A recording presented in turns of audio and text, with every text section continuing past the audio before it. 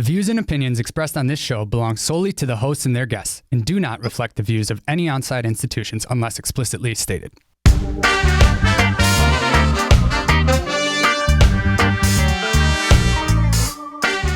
What's up, everybody? My name is Steve Vanderwall. And I'm Justin Klosser, and we're your hosts of Cannabis Cum Laude, a podcast devoted entirely to cannabis.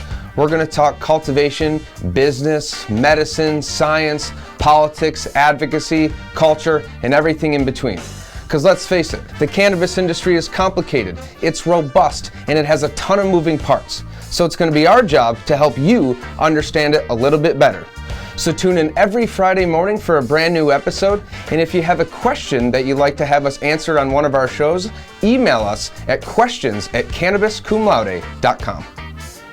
What's going on, everybody? Welcome back to another episode of Cannabis Cum Laude. Justin and Steve here, and we are very excited today to talk to two women who are, quite frankly, way more intelligent than either one of us.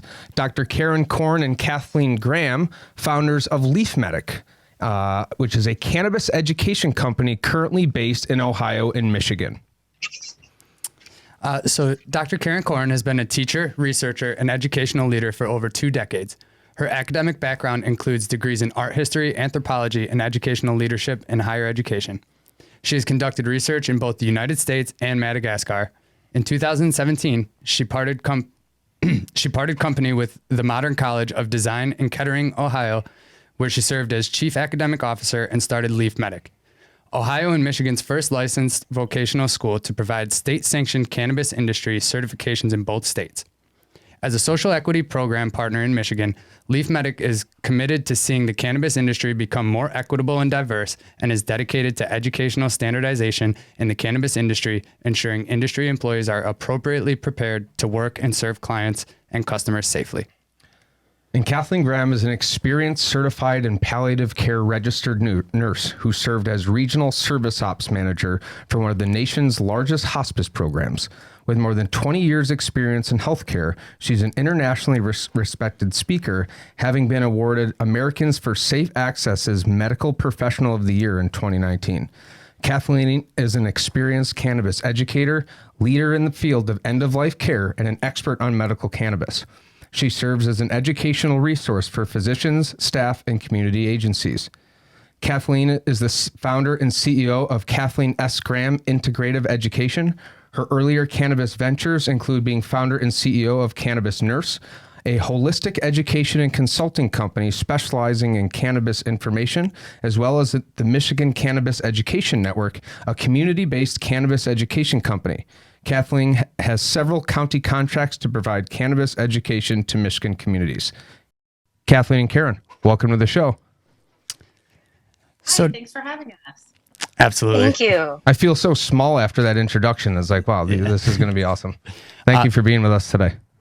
100%. Well, thank you for having us. And we're older, so that's why we have a lot of words after our names. And as you get older, you have a lot of words after your name. Yeah, you must have really long business cards.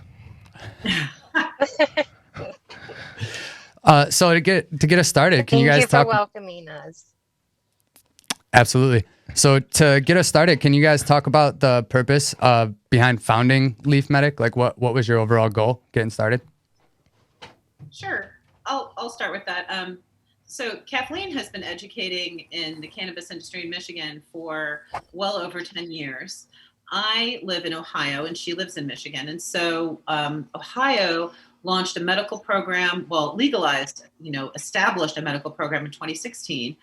And they started rolling that out at the end of 2017, really not until into 2018. And right around that time, I left my former position as basically a provost. And I decided that because I am a medical cannabis patient and I was ready for that program to launch, I said, I really want to get involved in this industry in some way. I'm really passionate about seeing this happen in a fair, accessible, great way in our state. So I started a school in Ohio to train people to work. Predominantly, I've started in the dispensary sort of sector of the industry because as a patient, my experience going to dispensaries, not just in Ohio, but other places, was that it was kind of luck of the draw if you went into a dispensary and you got a very informed bud tender that was able to help you make decisions about what you wanted to purchase, or one that just sort of tried to push the highest THC content, best profit margin for their organization, or whatever, just maybe what they knew, rather than what was best for me. And so I was, kind of excited about the idea of playing a role in helping that happen in Ohio. But Ohio's program is pretty slow in getting started, and it's very limited and very heavily regulated. And so while I did successfully establish the school here, there wasn't a lot going on. And so I met Kathleen, and she's in Michigan. And so we decided to bring the school into Michigan and get it licensed and approved there. And we did so. And we expanded our course offerings by bringing on what Cannabis Nurse offers as well. It's in the medical segment as opposed to the industry segment, meaning I do kind of training for, or Leaf Medic focuses predominantly on training for employees in the cannabis space, whereas Kathleen's Cannabis Nurse education is for medical professionals. And so, Kathleen, do you want to talk a little bit about that? About Cannabis Nurse? Sure. Thank you, Karen, for that wonderful introduction of what we do. I complement Leaf Medic with, I provide classes that offer continuing education credits for nurses, and to give them some type of basic information about cannabis and the benefits, the risk, and the best practices associated with it, so that they can better care for the patients. And then in addition, I do patient consultations, because sometimes there's complicated patients that need a lot of information about cannabis, and they can't get it right now at the stores. So I offer that service to them. So can you guys talk a little bit about like the training curriculums and the programs? Sure. So for the certification program in both Ohio and Michigan, the courses are set up to be structured such that there are 10 lessons, and each lesson has a quiz associated with it that pertains just to that lesson, and that at the end of the 10 lessons, you take a cumulative exam. And all of our curricula currently are delivered asynchronously online, so you can do your coursework from your phone or your laptop, or any other device that accesses the internet. And it's not in real time, meaning you can do it at your own pace, on your own schedule. We look forward to in the future potentially offering some sort of Zoom classes or maybe some face-to-face things. But for now, for ease and convenience for the person who would be taking the course, we set it up this way. And so the first part of the curriculum focuses on regulatory compliance and the laws and the regulations for each state. So that first few sections are different from state to state, because the states, and every state truly differs a bit. While there are some similarities, the ways that the laws are structured and the way that regulation is managed within the state system is different in each state. And then after that, there's a segment of the curricula that focuses on the science and on methods of administration, the human endocannabinoid system, different cannabinoids and terpenes. And then the sort of last third of the course focuses on safety and let's see what else, drug-to-drug interactions, best practices in patient care, customer service. Am I missing anything, Kathleen? I'm trying to think a little bit of history on the plant and just sort of its role as a medication. I think I've got it all there. So, yes. So yeah, that's the bud tender curriculum. That's the way it's set up. And then we have some patient education that mirrors that. If you wanted to, as a patient, take a course that's similar to the bud tender course, we have that as well. I forgot to mention that earlier. And then the nursing education is structured a little bit similarly, but there's some different components to that. Kathleen, do you want to explain that? The nursing education. I'm sorry, Karen. I missed a little bit of that. All of a sudden, you guys cut out. So, sorry. I was just going to say that the nursing education is similar to the bud tender education, but it is more extensive in terms of the curricular content pertaining to the medical aspects of it. Yes, it is. It doesn't have as much as the bud tender course because that's approved for 25 hours. And when you're looking at one continuing credit, it is only a 1 hour course. So it's more like the condensed version of it, but it has a lot more in it that is geared towards nurses that is different. Is this something that's like available to everybody, or is it like contracted through a company? If somebody decides that they wanted to enroll in this curriculum, how is the process in order to accomplish that? So you could take either of our courses from really anywhere, and they would be appropriate for anybody who wanted to either educate themselves further as a medical professional or work in an industry. Of course, if you take the course in Michigan or Ohio, the credential that is issued has a significance because it is backed by the state. It offers you the ability to go to an employer and say, hey, I have received the basic introductory training that this state says you're supposed to have in order to work in this industry.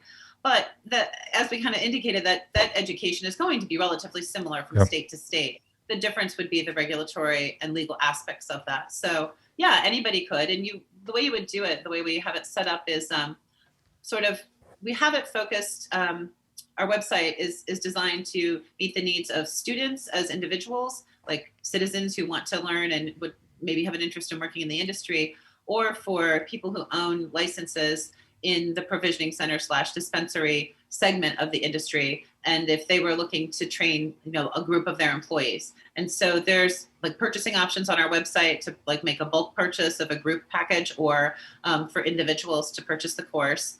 And you would just go in, and I think it's mostly through PayPal. I think there's a credit card application piece, in there too, but you just pay for it the way you would anything else online. And then you get an email that gives you login instructions, and you can just start whenever you want. So it's pretty much like self-service in that way. Cool. Although I do email back and forth with pretty much anybody who signs up for the course, just to provide them with like a person to be able to talk to if they have any questions, either about curricular content or if they have technical problems, which does happen sometimes. So I'm always there to help out with that if people need it. That's awesome. I was actually gonna hint at that next. If I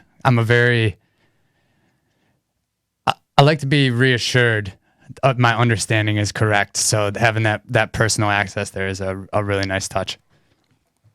Yeah, I enjoy that part. I teach anthropology as well for community colleges here locally. And I have been doing that for the past 20 years. So I'm super accustomed to working with students who are learning online. And I enjoy that kind of interaction. It's something that is a positive side to teaching in that way, because there's not a lot of contact with students. So those emails back and forth, or even phone calls sometimes are the main way that you get to know someone when you're not in a classroom with them. Totally. It was interesting when you're talking about the bud tender training. Obviously, New York went legal in the last 2 weeks. Woohoo! That's huge. And now that we're over the finish line, people are starting to say, how do I get in the industry?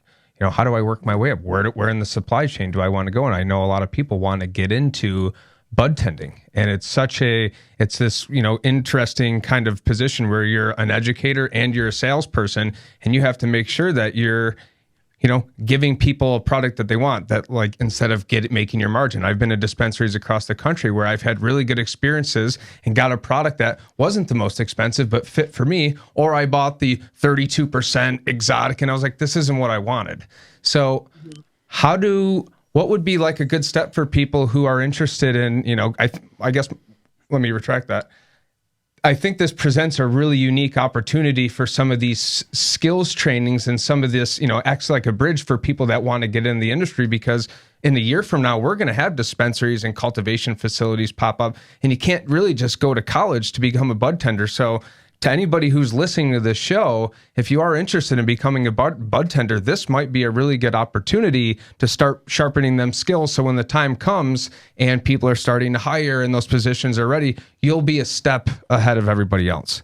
So this is really exciting, because you can have the best industry in the world, but if you don't have qualified workers, then everything kind of goes to crap. So being able to have people get prepped and ready in anticipation of the launch of the licenses and then the first businesses, I just think it'll be a really good way to get our go-to-market will be much faster and more successful. So absolutely, and you can really learn from what other states didn't do right. Yeah, And so that's one of the benefits of not being first to the finish line. Yes.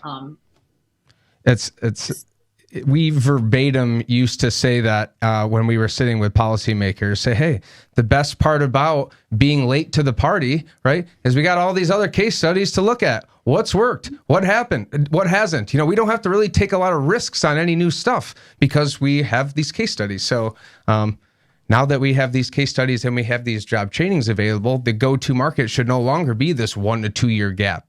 Arizona did it in like 80 days. We should be able to do it even quicker than that. That's yeah, I know. That'd be so cool.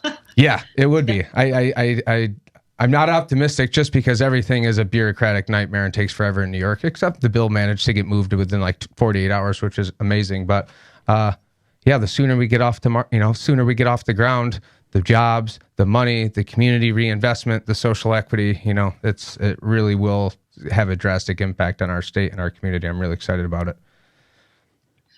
So to me, one of the interesting pieces of all of that is that, in the industry, you have to have the plants and they have to be in the ground, so to speak. I mean, sometimes not the actual ground, but you get what I'm saying. Mm-hmm. They have to be started well in advance of there being anything to sell.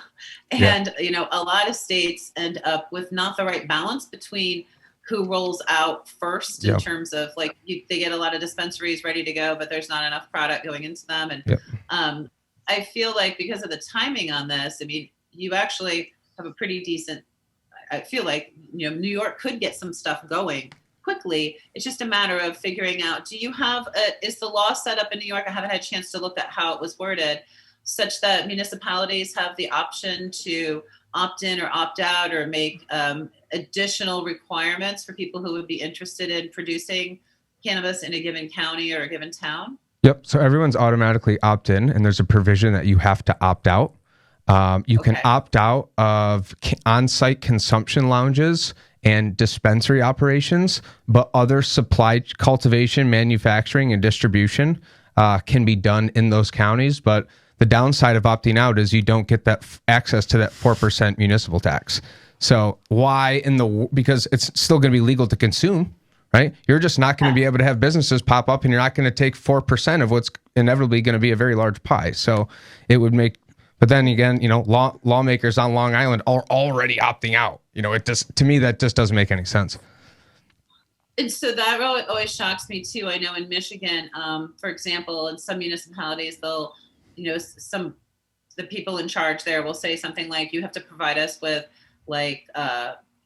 OSHA information about what kinds of chemicals are going to be, our citizenry would be exposed to. I mean, all kinds of strange things that you think if this was a different kind of agriculture, I don't know. I mean, I guess they would ask about fertilizers and pesticides and whether they were, explosive or anything like that. But I don't know. It's kind of funny to me that this kind of agriculture is somehow, more dangerous than another kind of agriculture. And I don't know that, that makes a lot of sense to me, but I wonder if a lot of that isn't motivated by the myths. Do you think that that's what's happening in Long Island, that it's really just like fear, drugs are here?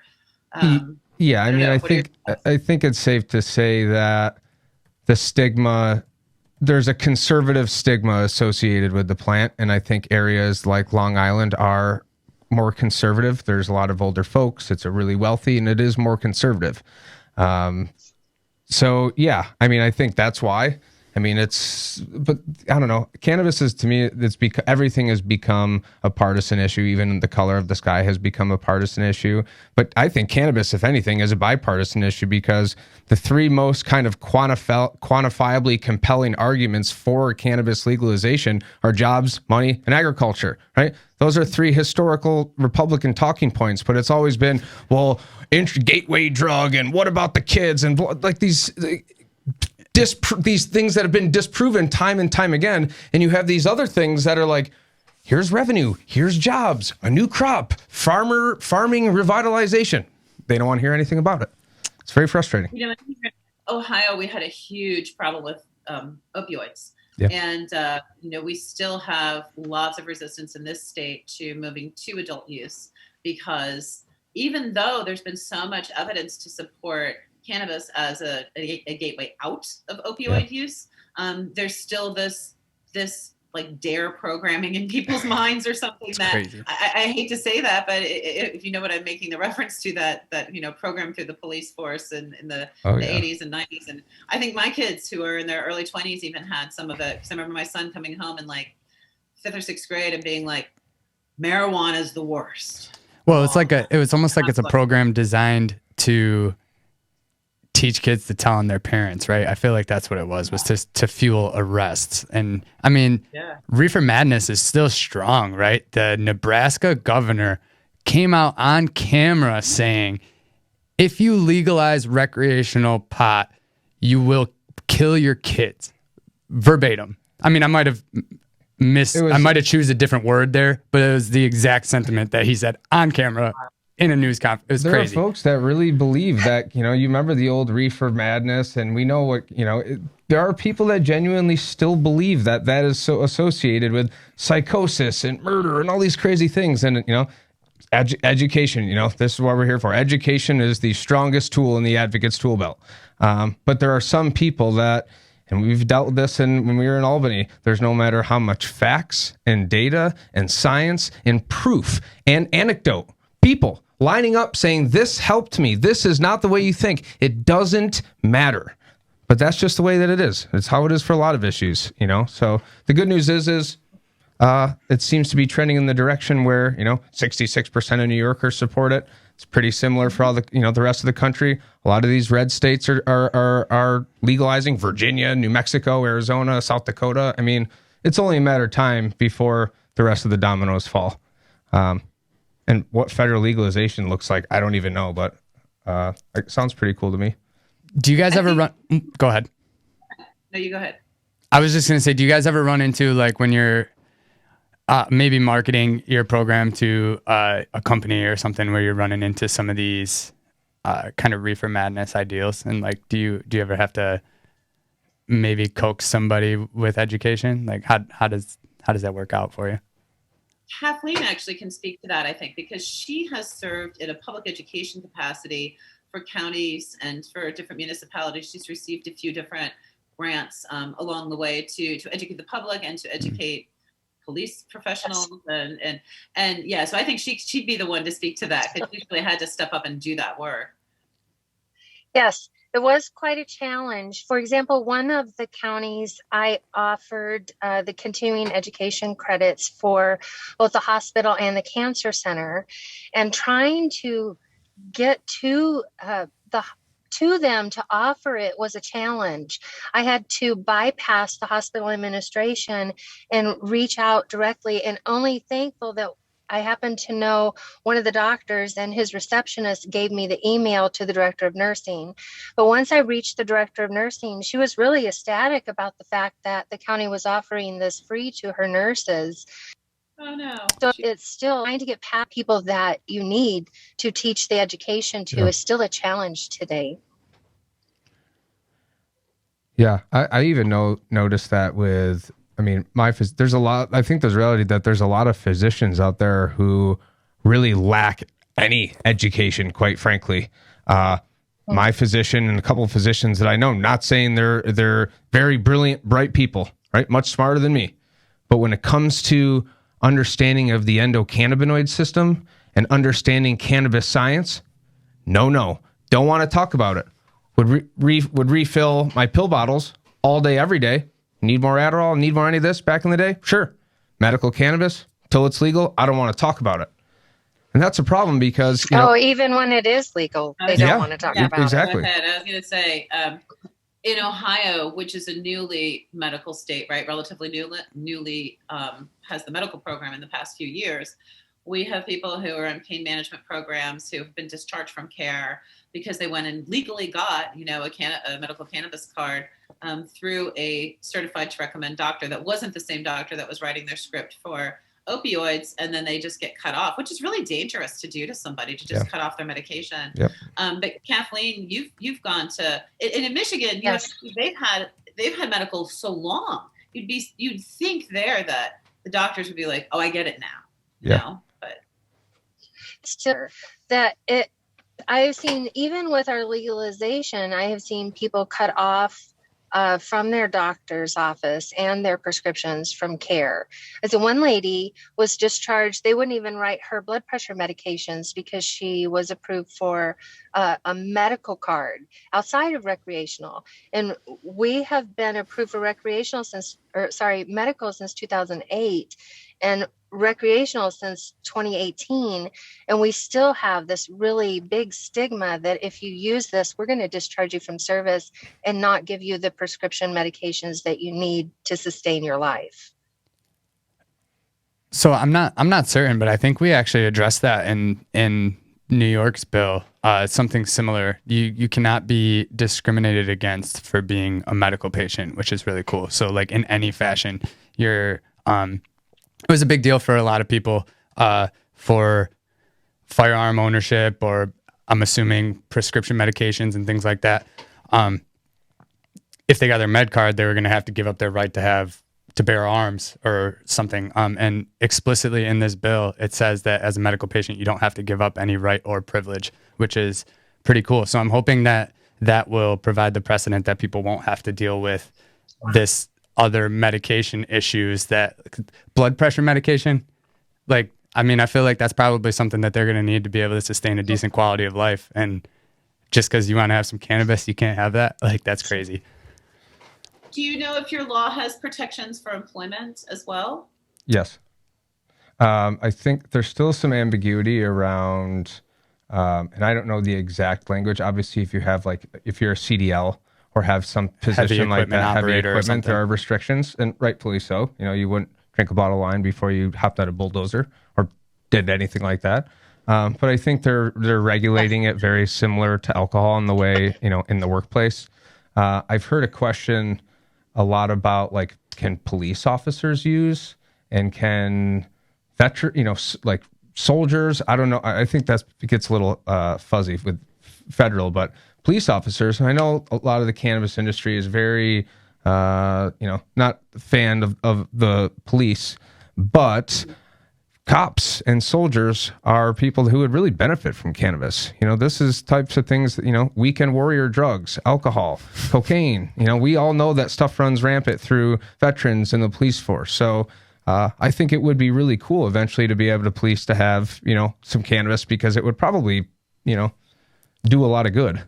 But in terms of workplace protections, not to get off on a tangent, yes, there are workplace protections in place. Because that would probably chill the police officers out a little. Yeah. Yes. Definitely. Yeah, for sure. And that's got to be a very anxiety-inducing job. Sure. I think about that in a lot of situations where when you have that, like, fight or flight as a part of the work you do, like ER worker, employees and anybody who's like paramedic, and I feel like those are the people who like, their jobs literally should make it so that they qualify when they're not at work to be allowed to use cannabis in order to recover from that, because your body isn't supposed to be on, like, high alert for extended periods of time. It causes damage to you. So I mean, truly, that's one thing cannabis does do, is bring you back to homeostasis, bring you back to that place where you feel okay, chill, as Kathleen was saying. And I actually think it would not just be like a right for them to have it, but I almost think it would be like highly beneficial for those people in particular, if I'm making sense in the way I'm communicating. Yeah. Now, Kathleen, there are some protections for medical professionals in Michigan. If I have that right, it's like your license is protected. I can't remember how that works. Yes, that is true. At least, although we did not put in our law about discriminating against patients, we did put in our law that if you are following the law, they cannot take your professional license away from you. So that's a plus for all the professional license holders, including nurses and doctors. Totally. I get a lot of people who, which is really cool, first timers. Say, hey, I'm interested in trying this. I have pain, or I'm having trouble sleeping, or whatever. I want to recover better after my workouts, whatever. And I always kind of feel weird because I'm not a nurse or a physician or somebody that's qualified to give medical advice. But what do you think is the best thing to suggest to somebody who's looking to try cannabis for the first time? Like, what do you tell people? I would say if they're a naive patient, to start with CBD and then step up to a full spectrum hemp product and then step up to a full spectrum cannabis product. Yeah, you would definitely suggest that they start with CBD. I would always encourage people to do that. And this is something. Well, there's two things I wanted to mention. First of all, there's a couple of great websites that already exist out there that are accessible to anyone. Like Project CBD is a very useful website. Great website. If you've ever been there.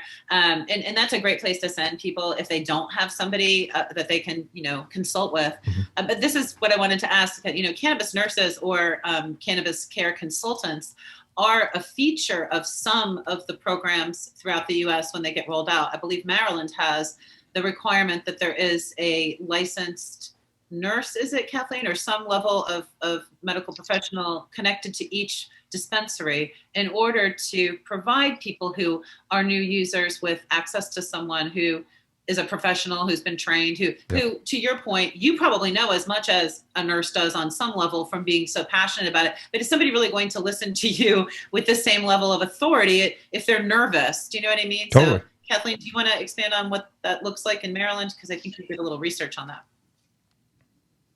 It is one of our cannabis nurses actually got that passed on and in Maryland, and each one of the provisioning centers or dispensaries in that state have to have a medical director, and that could be anywhere from a doctor, a pharmacist, or a nurse, but somebody there that's a licensed professional that can address first-time users or people that have complicated issues that want somebody to speak to. So I think that's a wonderful thing. I think that all the states should implement it, but I'm kind of biased.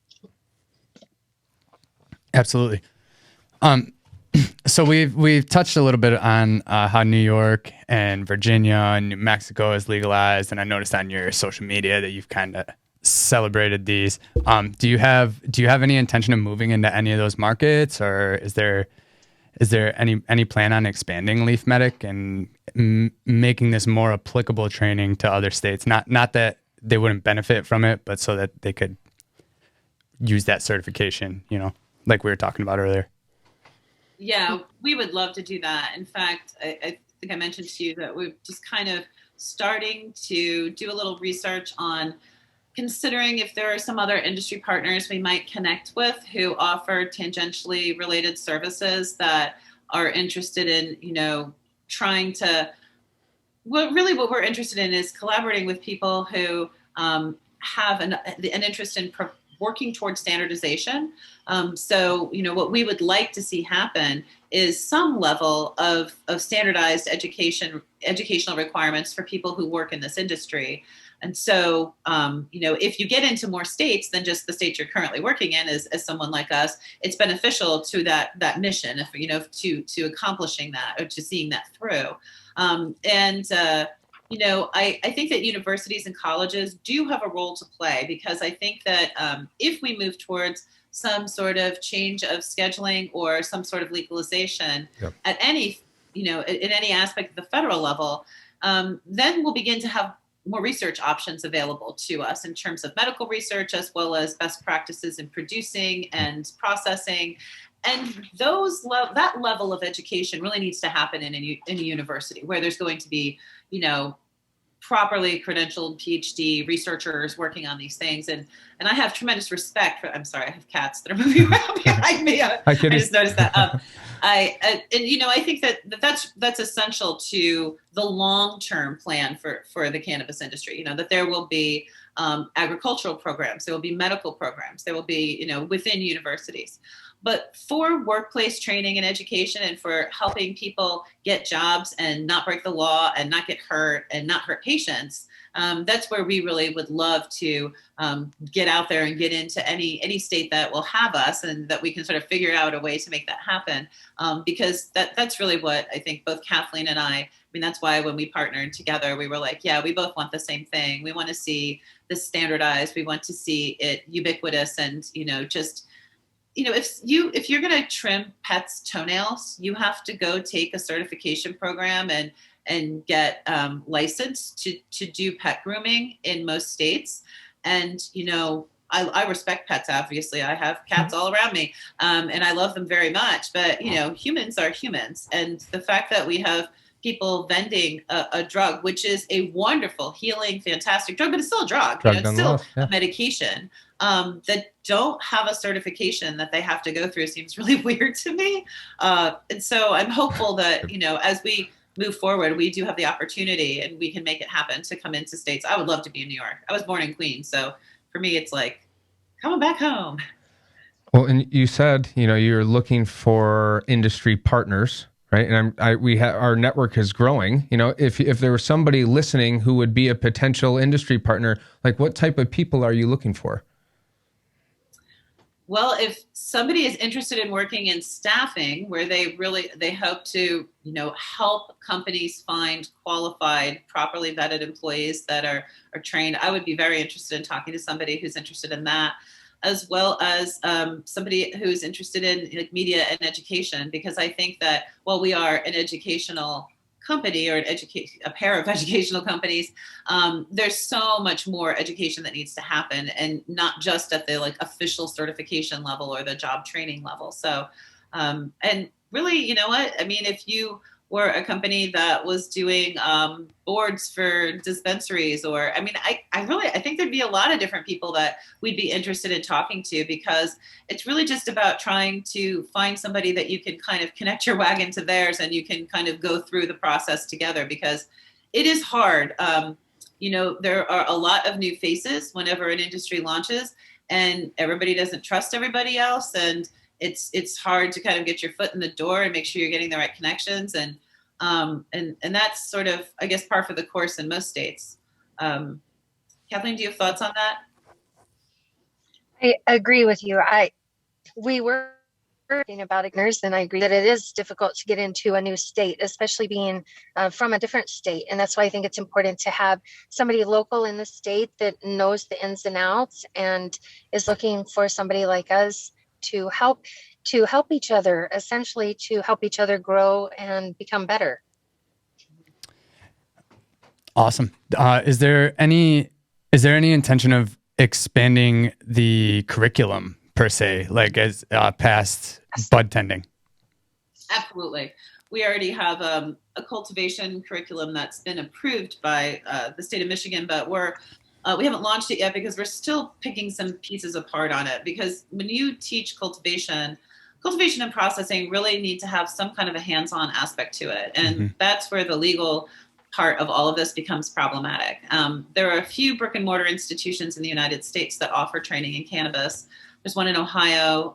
There's one in California, one in Colorado. I can think of a few other states. But in those facilities, I don't know exactly how they pull it off, but whoever is allowed to touch a cannabis plant is usually associated with licensure and all kinds of documentation. So hemp is something that people can work with if they were trying to have the experience of learning how to work with those plants. But so some of those pieces we haven't completely figured out, which is why we haven't launched those yet. But I'm excited to say that I think very soon we will have more education programming for those other two particularly large license holder buckets. I don't know about secure transport or folks like that, because I don't know that I have a lot to offer there. But, some of the OSHA compliance experts that we've developed relationships with, they have been saying that, over the past 4 years, there's been a lot of reduction in EPA and other regulatory, how should I say this, anybody following up on that, or there's actually been it was defunded for a while, so nobody was being fined for violating things like OSHA violations. And so in the next couple of years, I think that is going to pick up, and I think that there will be room for a lot of training and education in that space as well, because I think that that's where people lose money, because whenever you have those violations, it has a lot of consequence. So we're eager to put out a little bit more of that type of education and training too. Just really anything that the industry tells us is important and essential. But what really helps us to be able to offer more and more training is for state programs to say, you really have to be trained or to mandate it in some way, because our experience thus far is that the very forward-thinking, progressive, I don't know what word I want to use, science-focused owners of dispensaries are the ones who want to train with us. And there are a whole bunch of other ones out there that are very focused on maybe just getting some baristas from Starbucks to come and sell, and not really heavily focused on how educated that workforce is, if you get where I'm going with that. And so Pretty face to push product. Yeah. And so that part, without a mandate, without an education mandate, they will not take our training. Just tell you right now, we've tried, but they're not that interested. They think that it's ridiculous that anybody would need to be educated to sell cannabis. Yeah, I'm not surprised that would say that, though. I mean, it's the industry won't unfortunately get the respect it deserves from those types of folks until they probably see a return or some sort of economic thing. You know, unfortunately, that's just the way that the cookie crumbles. But it's always, you know, when people kind of will say to us, you know, I want to get in the cannabis industry. And I always kind of giggle, because it's like, it literally is like a universe. When you think, it's like, okay, where in the supply chain do you want to learn how to grow? And if so, how? You know, if you want to learn how to process, how do you want to do, like, there's just, when you talk about education, you know, it's not just, you know, endocannabinoid system anymore, or bud tending or processing or cultivation or any, it's a universe, and there's just so much opportunity. I think that's what excites me so much, especially when it comes to like jobs and stuff like that, because, you know, a lot of the jobs are really like direct industry related jobs that are reported in some of these economic reports, but these ancillary jobs that are coming from things that, you know, aren't even, you know, tallied or whatever, from all these kind of sub tiers of cannabis. It's huge, and it's robust, and there's just literally endless opportunity when it comes to job placement and workforce development and skills training, and just it's just going to be huge. I'm so excited the way that it's unfolding. I am too. And you know what you all do with your podcast, I mean, you're educating as well. You're doing what we're doing, but just in a different space. And, you know, we have developed a relationship and a friendship with Jamie Cooper, who runs Sensi. And, you know, we've been involved with Sensi for a while now. And, you know, Sensi's going into every state, and pretty much, I think, at this point.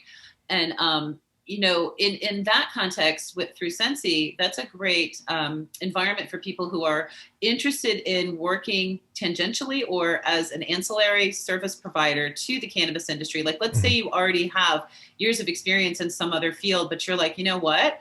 I'd like to do that, but with cannabis. You know, Sensi's a great place to network and meet other people who are interested in that ancillary space.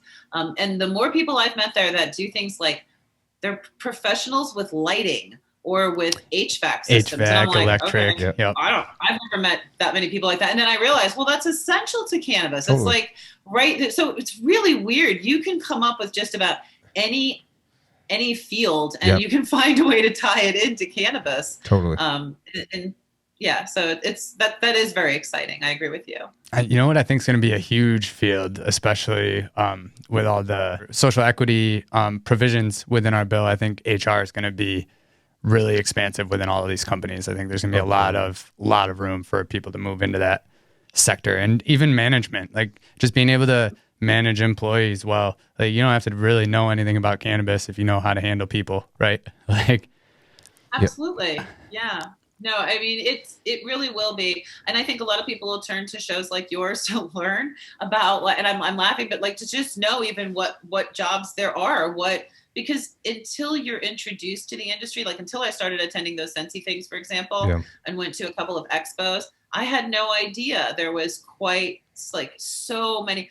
I've met so many chemists in my tenure in the cannabis space, like chemists. When do you ever go out someplace and you're hanging out and you're like, oh, I met a chemist today and we talked about chemistry. Yeah. You know, I mean, just thinking of some of these kind of, I don't know how to say it, like nerdy things you would major in college, and you think like, oh, I'm just going to be in this nerd space. And then all of a sudden here they are, you know, rolling around with a bunch of cannabis, you know, big wigs, and it's fascinating to me to sort of see that I don't know if you get where I'm going with that. But, well, I think it adds a lot of legitimacy to the industry, because it's a lot of people that we still have to like convert to still think it's a tie-dye t-shirt, dreadlocks type of thing. But when you throw, hey, I'm a PhD in chemistry, I'm a PhD in economics, I'm a PhD in all these different things, all these, letters attached to your name, it's like, oh, wow, you can actually be a productive, brilliant member of society and consume cannabis. I think that's something, that's really what we need. And it's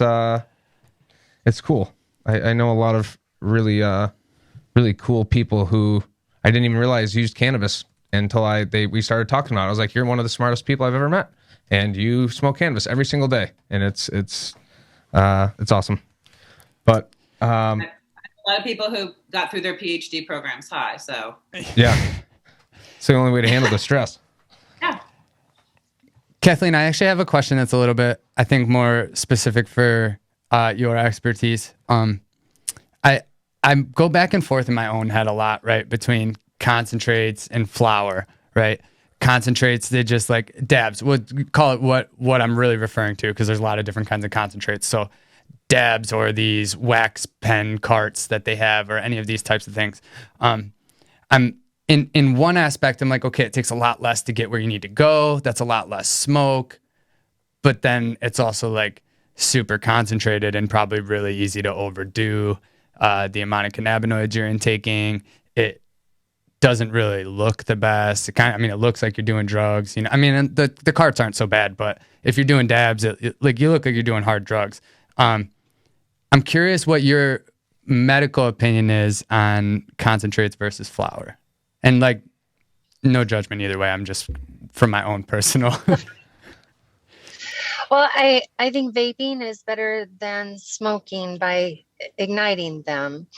And I think you're right. It is easy for people to overdose on concentrates. It is mostly recommended for people with serious disease processes or high instances of pain. And then I think just being careful with it, because like you can have the oil where you can take orally, where you don't have to vape any of it. And that too can take longer time to take effect. But I think stepping your way up to that, and if you are somebody that requires that amount of potency or that amount of medication, that you look at how you're using it and look at what you're trying to manage, and maybe you can different if you take a tablet or one of the gummies, for example, that may supplement you, or if you're using it for pain, what about a topical to go along with your concentrate, that maybe you will use less concentrates that way. So it's all used, I think, together to help manage whatever symptom you're trying to manage. So this is just because you said gummy there, because I feel like that it's an edible at the end of the day, and I'm assuming RSO functions in the same type of manner as an edible would, where it probably gets converted into 11 hydroxy. That's what I was trying to say. Yep. Yes. So I run into a lot of people who tell me edibles don't work. They don't work. They don't do anything. What would you say to those people? Because I agree with you that medicinally 100% oral intake without combustion is obviously the best way for a medical patient to absorb their cannabinoids. So how would you respond? Because I have one person in specific, I'm not going to say who it is, but I have one person in specific that I've been trying to get on the edible track, and they're just not biting. Can I ask you a question before Kathleen answers? Have they ever tried them? Are they saying they don't work from experience? Yeah. So, I mean, we just legalized 2 weeks ago, so their experience is probably from the illicit market, I would assume, and which is obviously, like, you try to tell people that, and they don't want to hear it. But because I mean, like in it's hard to Colorado control. and other places, when people start using and they think they need to start with edibles, sometimes that's actually a mistake the opposite direction, which Kathleen can speak to because she's seen some crazy stuff. But no so problem. when you take in an edible or an oil, you are right. It takes longer to take effect, and it is a lot more stronger. It converts from delta 9 THC to 11 hydroxy THC. Also, when you do an edible, it lasts a lot longer, 6 to 8 hours, compared to the 1 to 2 or 3 hours that other forms may last. So it is really easy to overconsume on an edible product. And it's always best to have some CBD on hand to try to counteract that effect too. But people who are telling you that they don't work, I know that I have a brother-in-law who was he's a former opioid addict. And so he has to, when he takes edibles, the amount of cannabinoids that man takes into his body in order to feel anything is outrageous, absolutely outrageous. I mean, if a common everyday person tried to do that, they would go to the hospital and be like, I'm dying. Those stories of people being like, out of their minds. And so I don't know. I don't know why that is. And Kathleen probably understands that better, but some people appear to have almost like massive need. Like they need so much in order to feel anything. And maybe that's your friend. Definitely possible. I have, in my experience, it seems like it's a different feeling, right? And so I try to tell people, maybe you just aren't experiencing what you think you're supposed to experience. Not that it's not working, but it's I don't know if this is ubiquitous. Obviously, up until this podcast, we haven't necessarily been the most open about conversing about cannabis out in the world, right? So, I haven't really talked to a whole lot of people about edibles, but my experience is that it's more of a body high. You don't really get that psychoactive, so maybe a little bit like sleepy, but not so much psychoactive. Would you agree that you get that scenario with a lot of people, or and is that like unique to me? No, I think that's unique to you. And also going back to that, I did have a patient that really always swore that edibles never did anything for them. And we were at a gathering in downtown Grand Rapids one time, and they were handing out 100 milligram sugar cookies. And I warned him about them. And he said, oh, edibles don't affect me at all. Now, it happened to be at a time where he had not eaten anything that day. And so about an hour later, after the event ended, walking out, and he literally asked if he could sit in my car for a while. It hit him really hard, and he said that he had never been affected that way before. So the stomach contents can affect it. So if you have an empty stomach, you could feel the effects a lot sooner. And then if you have a meal that's high in fat, that's going to combine with the THC, and you're going to feel it a lot more stronger, a lot more potent too. So it can depend, like Karen was mentioning, what is the strength of it and what are they used to taking? It may be somebody that requires up to 100 milligrams before they can feel the effects of it. I'd be on my back with 100 milligrams. Doesn't take much for me. Really? Yeah, I don't know. I am a traditional user. I smoke flower. Pretty much that's it. I love edibles, but I have a little goes a long way for me. It really does. I have a question I'd like to maybe nerd out with you for a while, because I haven't ever been able to get the answer, and I'm hoping I can today. So we were talking about THC, and when you ingest it, it turns into 11-hydroxy-THC, a more potent version of THC. CBD, most of the time, people are taking it the same way. Either sublingually is most popular, or smoking. But does CBD go through does it synthesize into something else, perhaps more potent, if it's taken through the gut? Like Delta 9 goes to 11-hydroxy. Well, there's also Delta 8. Yes. Which is an interesting phenomenon. Do you guys have that as a part of your program so far? Have they addressed it at all, or are they just That's a gray area that everybody's currently exploiting right now. I don't know if it was addressed in the MRTA bill, but it's on shelves. If that's a better way for me to put it. Like, we have people who have it on the shelf, but it's not. I don't know that there's legislation about it yet. It's one of those gray areas, because obviously the federal legislation slated around Delta 9, and then the hemp extract bill, which is essentially the New York CBD bill, was based around CBD, and really not. I guess Delta 8 is considered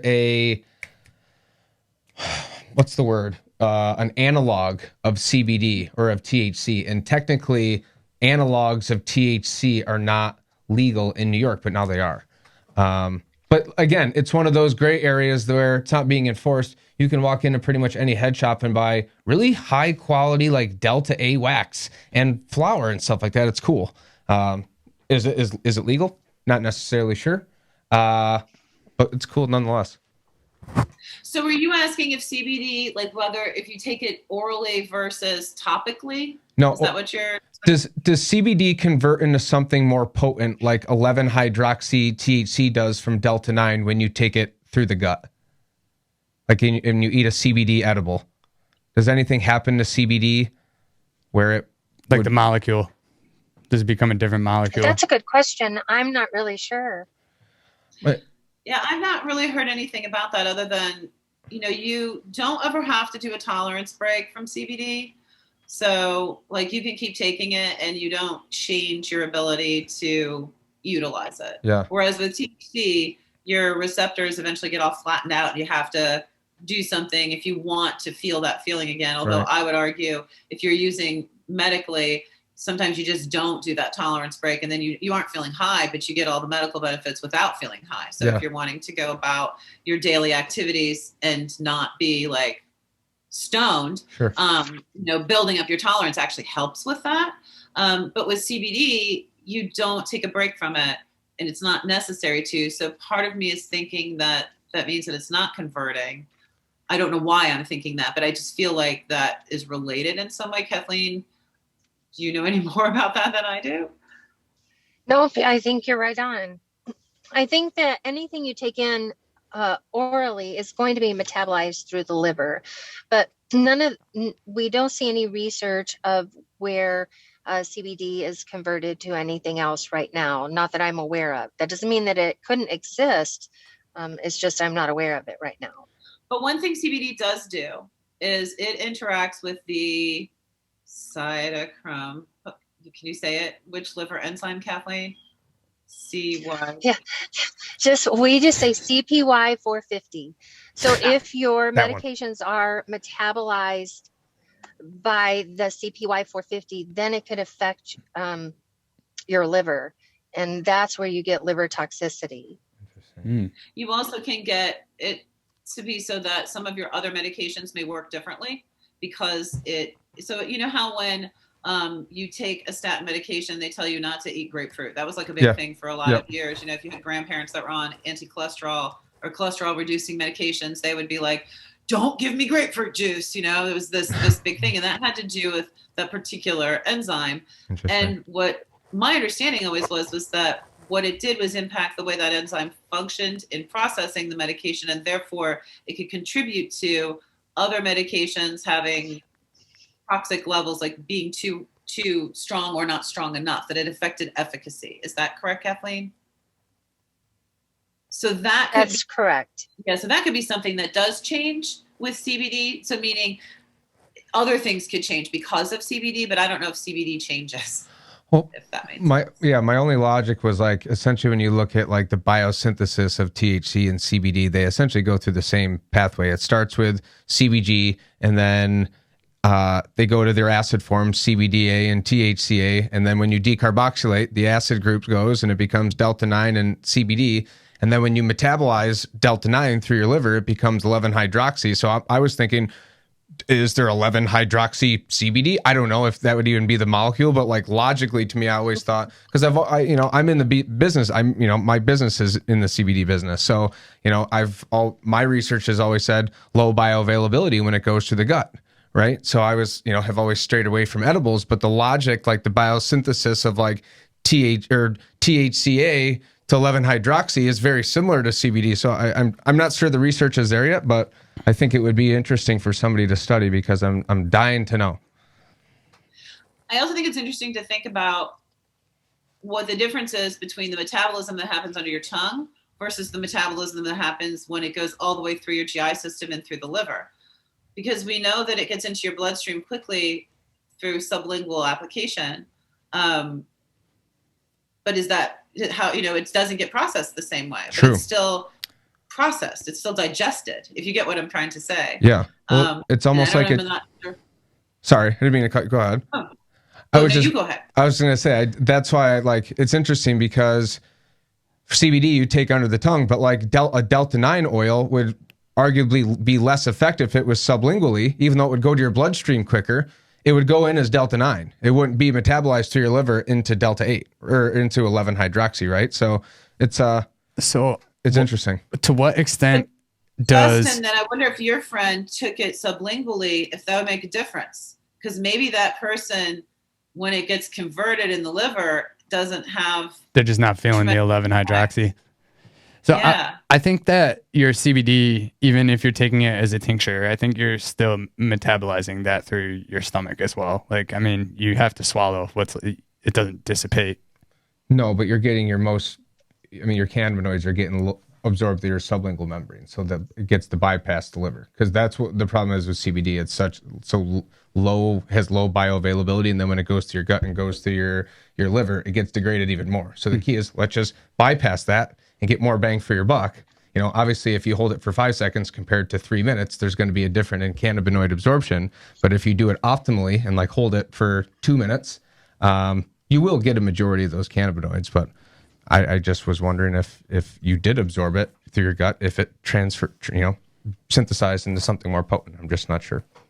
Definitely. I'm going to go do research on that because I'm not sure about that either. That's curious. And Kathleen's laughing at me. She's like, so I'm curious too. If anybody has the answer, please reach out too. We are kind of coming close to the end of our time here. So I wanted to invite you to tell people who might want to partner with you or just follow what you're doing, even how they could reach you or find you. Yeah, thanks. So you can look us up on Facebook or Leaf Medic Training.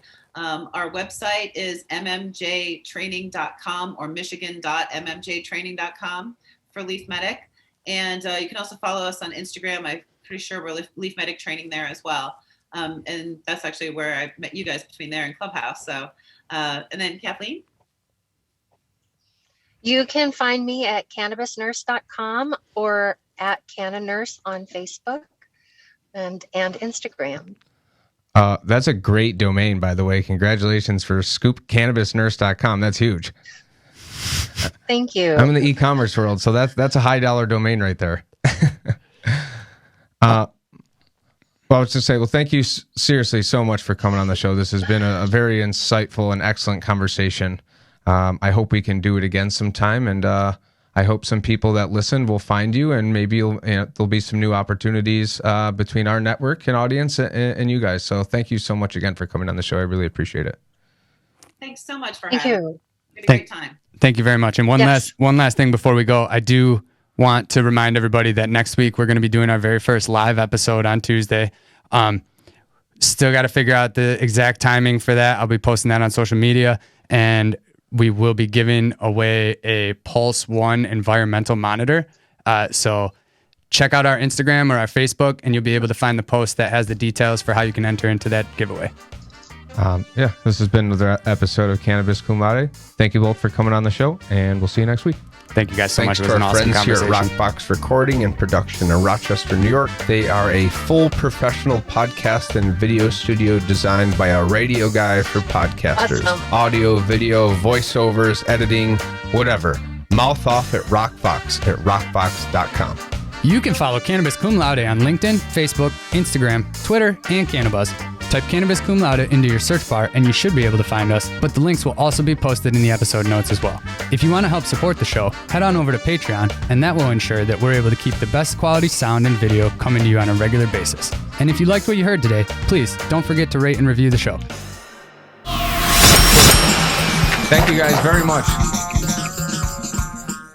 And we'll follow up.